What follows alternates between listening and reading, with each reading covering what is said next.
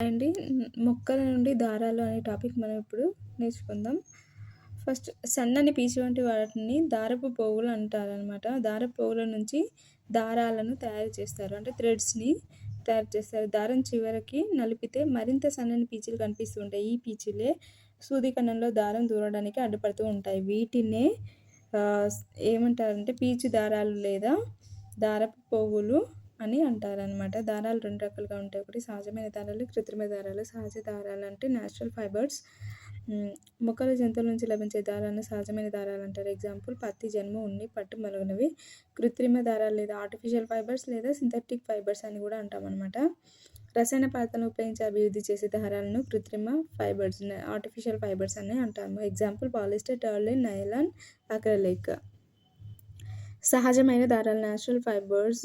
పత్తి, ఇది సెల్యులోజ్ అనేటువంటి కార్బోహైడ్రేట్ పత్తి కాయల నుండి లభిస్తూ ఉంటుంది. సాధారణంగా నల్లరేగడి నేలలో పత్తి పండుతూ ఉంటుంది. తెలంగాణ రాష్ట్రంలో ఆదిలాబాద్, నల్లగొండ జిల్లాల్లో పత్తి విస్తారంగా పండుతూ ఉంటుంది. తెలంగాణ ప్రాంతంలోని చాలా జిల్లాల్లో పత్తి పండిస్తూ ఉంటారు. పత్తి కాయల నుండి పత్తిని సేకరిస్తారు. ఒక పత్తి కాయ నుండి 500 మీటర్ల పొడవైన దారాన్ని తీయవచ్చు. పత్తి కాయల నుండి గింజలు తీసి దూదిని ఏరివేయడం లేదా జన్నింగ్ అని అంటారన్నమాట. సో గింజలు ఏరివేసిన పత్తిని దూది అంటాము. పత్తి దారాలను వడకడం ఉపయోగించే పరికరం తకిలీ. స్వాతంత్రం రాకముందు పత్తి దారాన్ని వడకడానికి ఉపయోగించేటువంటి పరికరం వచ్చేసి చెరక లేదా రాట్నం. నెక్స్ట్ దూది పీచును ఉపయోగించి నూలు దారాలు తయారు చేయడాన్ని వడకడం, స్పిన్నింగ్ అంటారు. పత్తి దారాల నుండి వస్త్రాలు. దూది నుండి వడికిన దారాలు వస్త్రాలు వేయడానికి ఉపయోగిస్తూ ఉంటారు. తకిలీ రాట్నాలతో వడికిన దారాలను వస్త్రాలు వేయడానికి ఉపయోగిస్తూ ఉంటారు. నెక్స్ట్ మగ్గలతో వస్త్రాలు వేసేటప్పుడు దారాన్ని నిలువు వరుసల్లో అమర్చడాన్ని పడుగు అంటారు. అండ్ మగ్గాలతో వస్త్రాలు వేసేటప్పుడు దారాన్ని అడ్డు వరుసలో అమర్చడాన్ని పేక అని అంటారు. సో ఇలా పడుగు, పేక అనే 2 వరుసలు అంటే అడ్డు, నిలువు వరుసలు కలిపి వస్త్రాలను తయారు చేయడాన్ని నేత వేయడం లేదా వీవింగ్ అంటాము. ప్రస్తుతం యంత్రాలను ఉపయోగించి నేత వేయడం ద్వారా వస్త్రాలను పెద్ద ఎత్తున తయారు చేస్తూ ఉన్నారనమాట. విద్యుత్ సహాయంతో నడిచే నేత యంత్రాలను మరమగ్గాలు, పవర్ లూమ్స్ అంటారనమాట. సో ఇళ్లలో ఏర్పాటు చేసుకొని చేతితో నేత వేయడానికి వీలుగా ఉపయోగించే మగ్గాలను చేనేత మగ్గాలు, హ్యాండ్ లూమ్స్ అంటారు. మన రాష్ట్రంలో చేనేత పరిశ్రమ, హ్యాండ్లూమ్ ఇండస్ట్రీ చాలా అభివృద్ధి చెందింది. ప్రముఖ చేనేత పరిశ్రమ ముఖ్య కేంద్రాలు గద్వాల్, సిరిసిల్ల, నారాయణపేట, పోచంపల్లి, కొత్తపేట. హస్తకళ బైండింగ్లో ఉపయోగించేటువంటి గుడ్డ గల పేరు క్యాలికో. సో స్వాతంత్ర ఉద్యమ కాలంలో జాతిపిత మహాత్మా గాంధీ స్వయంగా ఇళ్లలో తయారు చేసిన వస్త్రాలను ధరించాలని చెప్పడం జరిగింది. స్వదేశీ ఉద్యమంలో భాగంగా విదేశీ వస్తువులను, దుస్తులను తగలబెట్టి దేశభక్తి చాటుకున్నారు. సో వేసవి కాలంలో నూలు వస్త్రాలు ధరించడం ఉత్తమం.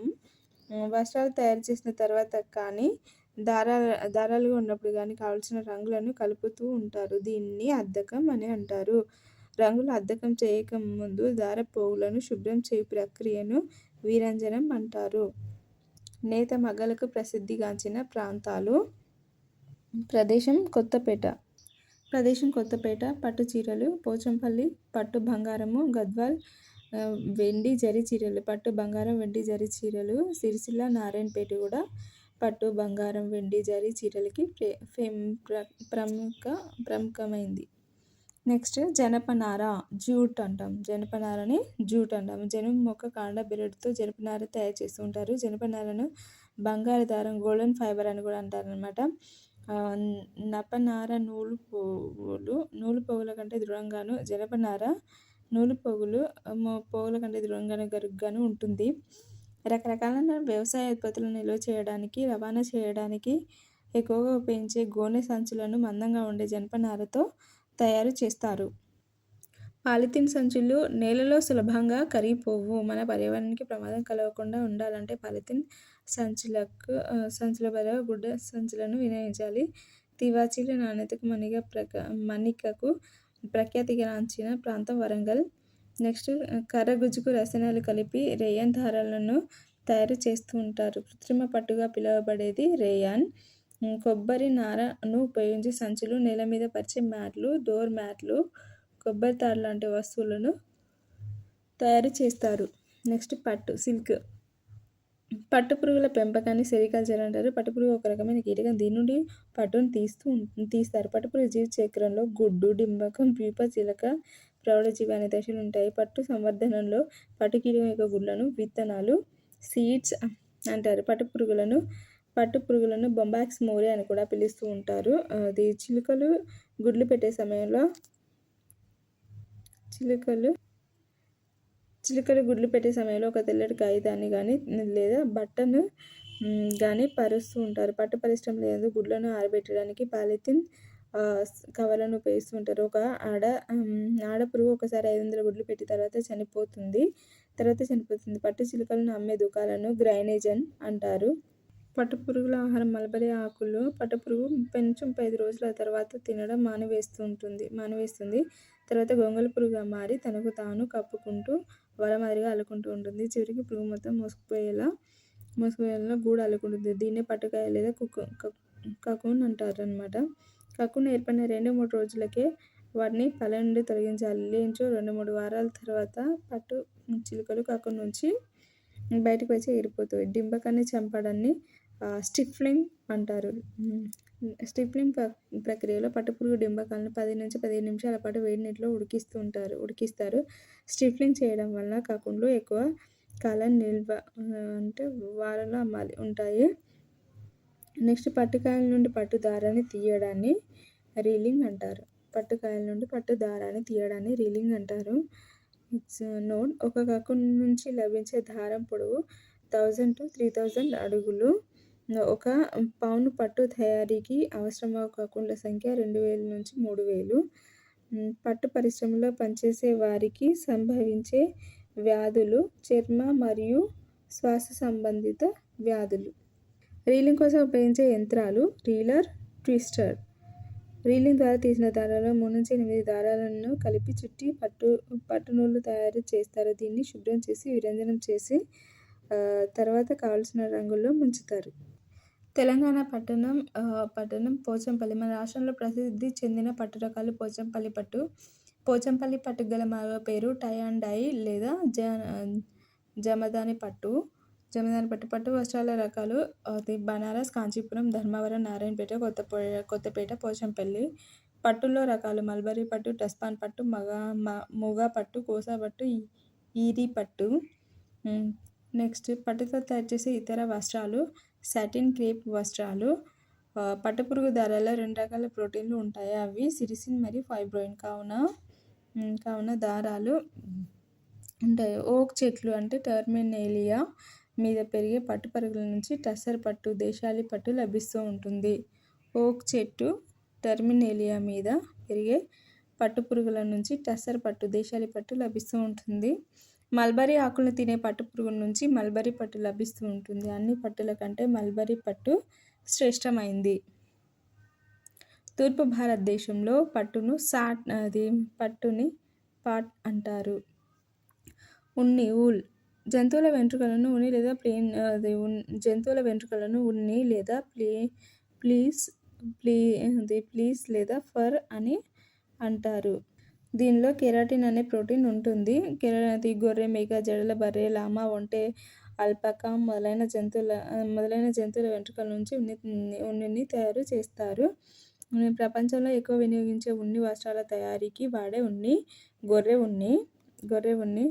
నాణ్యమైన ఉన్నిని ఇచ్చే గొర్రె జాతి మెరినో జాతి గొర్రె.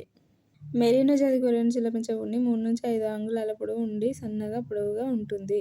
మెరినో జాతి గొర్రె సంవత్సరానికి ఇచ్చే ఉన్ని పరిమాణం 5 to 18 కిలోలు. ఒంటె వెంట్రుకలు గరుకుగా ముద్దగా ఉంటాయి.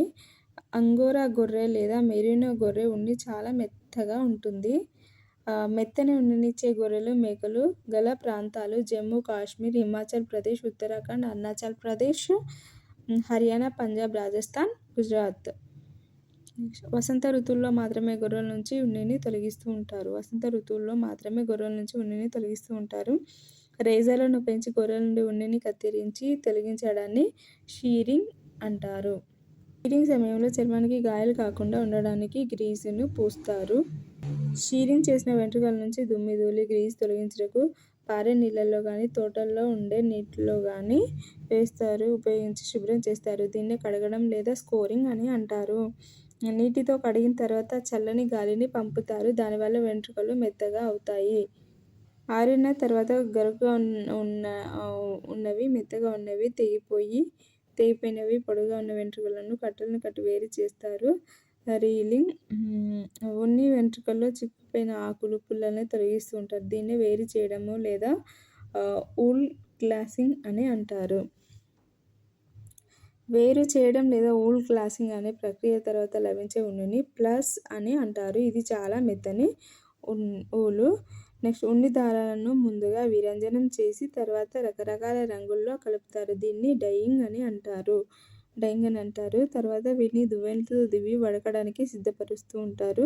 ఉన్ని దారాలు వడకడాన్ని స్పిన్నింగ్ అని అంటారు. ఉన్నికి సహజంగా సాగే గుణం ఉంటుంది. పొడవైన ఉన్ని దారాలను రింగులుగా తిప్పుతూ ముడులు వేస్తూ ఉన్ని వస్త్రాలను అల్లుతారు. దీన్నే అల్లడం నిట్టింగ్ అంటారు.